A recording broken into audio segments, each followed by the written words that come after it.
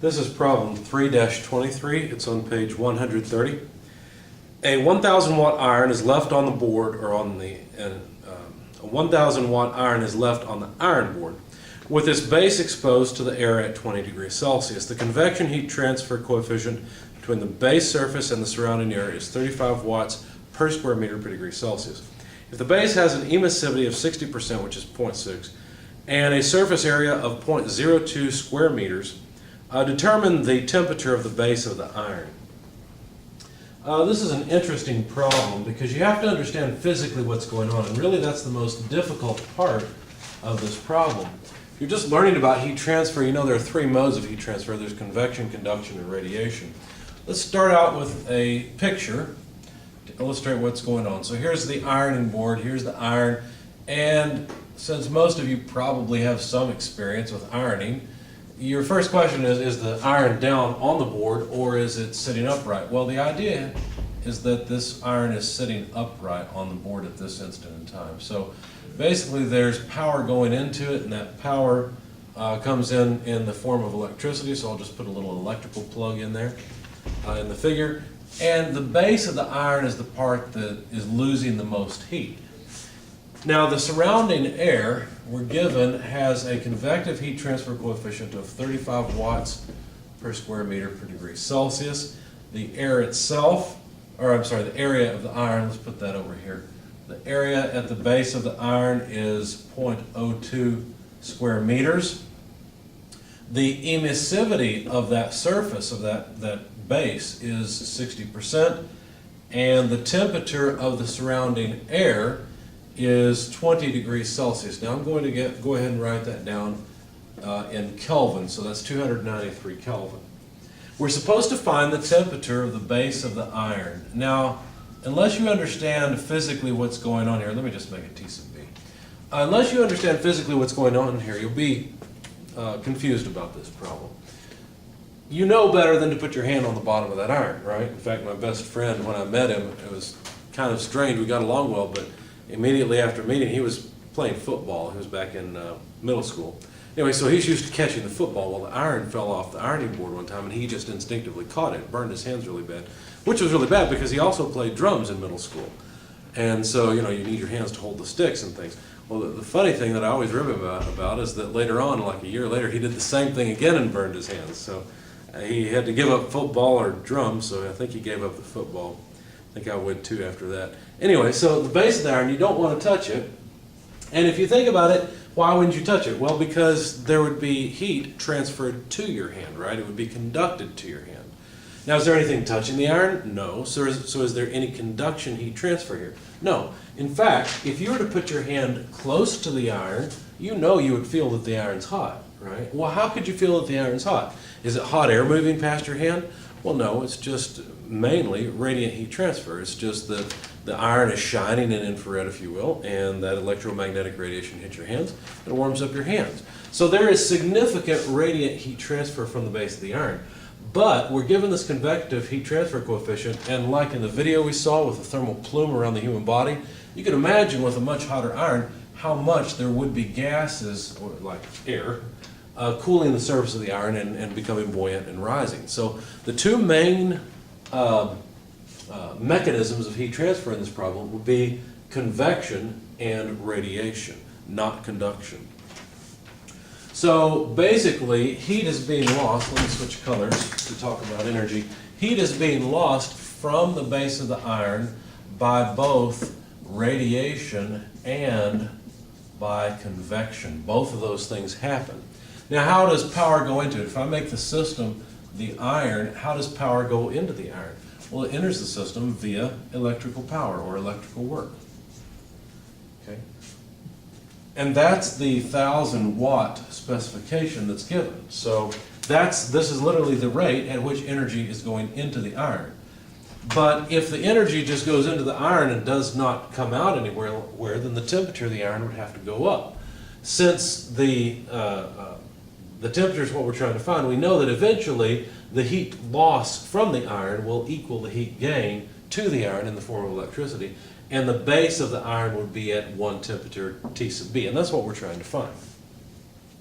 So So how will we find it? Well, let's set up an energy balance for this system. Our energy balance will be Q minus W equals delta U. Or better yet, let's say delta energy of the system. So all this says is heat transfer into the iron less work transfer out of the iron is equal to the change in the energy of the system. Now, let's think about this as an account balance. There's a deposit here, there's a couple of withdrawals here. But apparently we get to some point where those two, the deposit and the withdrawals, equal each other so that the balance, or the temperature if you will, of the system remains constant. So there is no change in the energy of the system at the time we're interested in. Now, is there work transfer and there's there heat transfer? Yes, there is. Let me move this over real quick. 293 Kelvin. Okay. Is there work and heat transfer? Certainly there is. But notice that the work and heat transfer is all in the opposite direction of our sign convention. So heat transfer into the system is positive, work transfer out of the system is positive, but we have work transfer into the system and heat transfer out. So we'd have to write it like this. There would be Q dot radiation, and that would be out of the system, so it's a negative. Okay. Now what about the other term? What about the convective term? Well, really, this could be a sum. It doesn't have to be just one heat transfer. And by the way, we could write it in rate form, which is what I'm doing right now. Then it would be the rate of change of energy in the system, so we need a delta T here, but that's still zero. Anyway, the rate of heat transfer from the system in the form of heat comes out in two forms. We just need another Q dot for convection. It's that simple.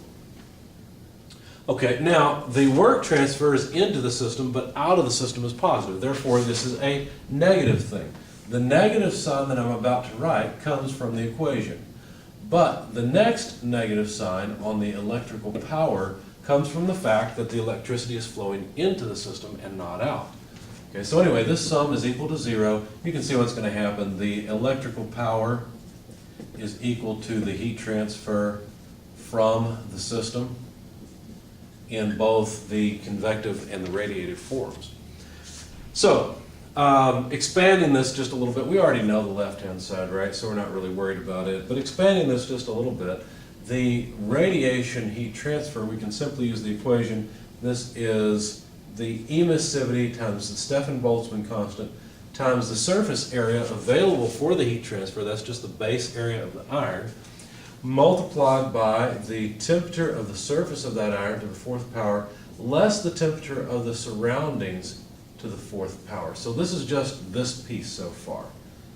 Okay, so the rate of heat transfer due to radiation is just this.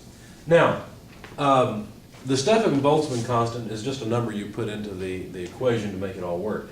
The emissivity just corrects for the fact that the base of this iron is not acting like an ideal black body and giving off heat at a rate you would expect based on its surface temperature. Now, why do I have the surroundings temperature in here? Well, actually the surroundings are also above a temperature of absolute zero, and so they are shining energy, infrared energy, onto the surface as well. So there's heat flow from the surface, but there's also heat flow to it in the form of radiation. Now this is going to be a whole lot smaller contribution, and really we could just leave it off and our answer would still be about the same. Once the video is done, you should try this and see what you find. But anyway, so this will be heat transfer from the surface, this will be heat transfer back to the surface, both in the form of radiation. And of course this is because the surface is at a temperature above absolute zero. This is because the surroundings are at a temperature above absolute zero. The net effect is that heat leaves the base of the iron in the form of radiation. Now, adding in the convective term, we'd have HA, temperature of the iron, less temperature of the surroundings, which, you know what, I think I used just T. I didn't have a surroundings subscript on it, so let's just do that since I'm running out of board space anyway for the video. So this T would just be the temperature of the surrounding air. So the air is going to be at the same temperature as the walls and so on for our purposes, so we'll just use T there. So this piece takes care of the convective heat transfer rate, and this piece takes care of the radiation heat transfer rate. Now notice we've got the temperature of the surface, which we want to find here. We have the surroundings temperature here, which is a known. We know the area. We know the convective heat transfer coefficient. Area, again, is known. Stefan-Boltzmann constant is a constant, and we were given emissivity. The only unknown in our equation, because we know the electrical power, is the surface temperature.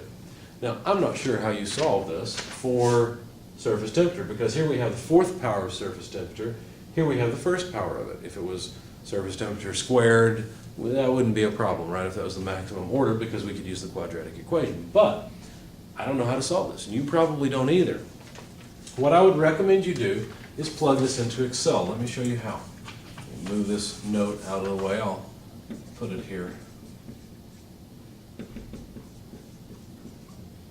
Okay, so I'm calculating over here essentially.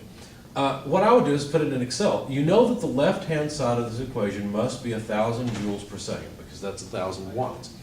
On the right-hand side, you could plug in a bunch of numbers and solve this numerically. The Stefan-Boltzmann constant is 5.67 times 10 to the negative 8th, and that's watts per meter squared per Kelvin to the fourth power. And then the area that was given, we don't need a bracket there.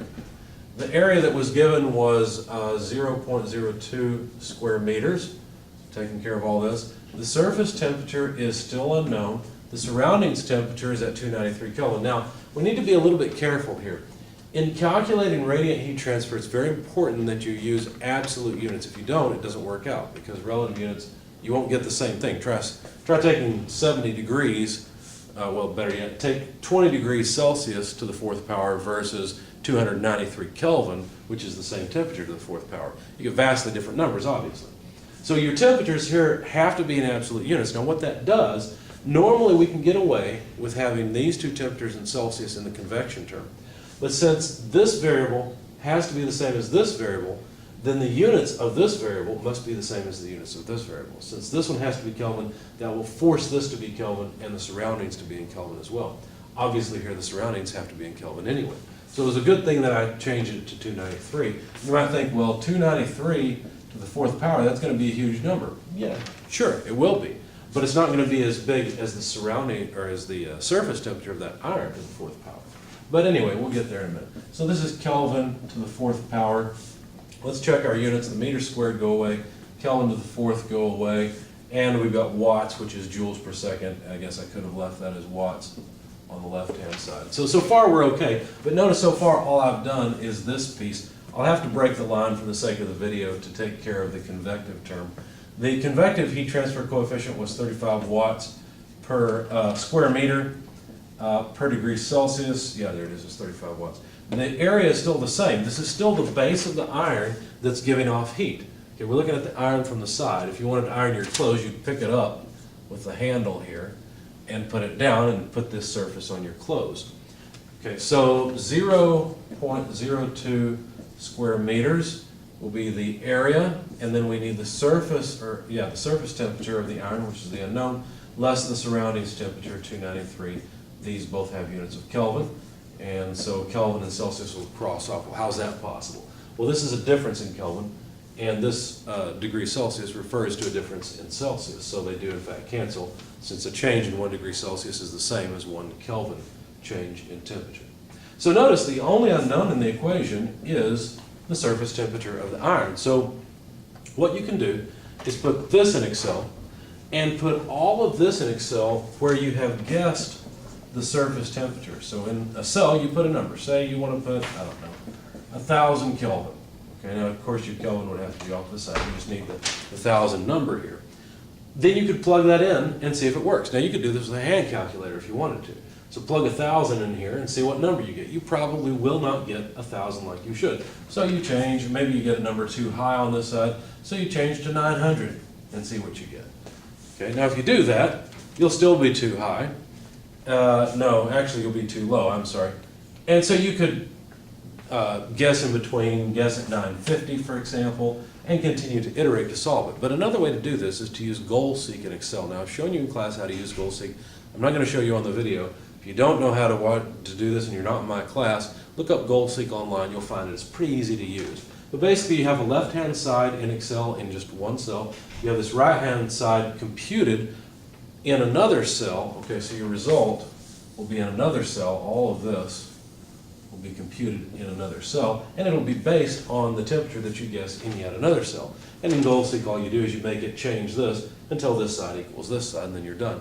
When you do that, you'll find that the surface temperature that works, that gives you 1,000 out of this mess, is 947 Kelvin. So that's the temperature of the base of the iron. And by the way, that is 674 degrees Celsius. So that's how I solve this problem.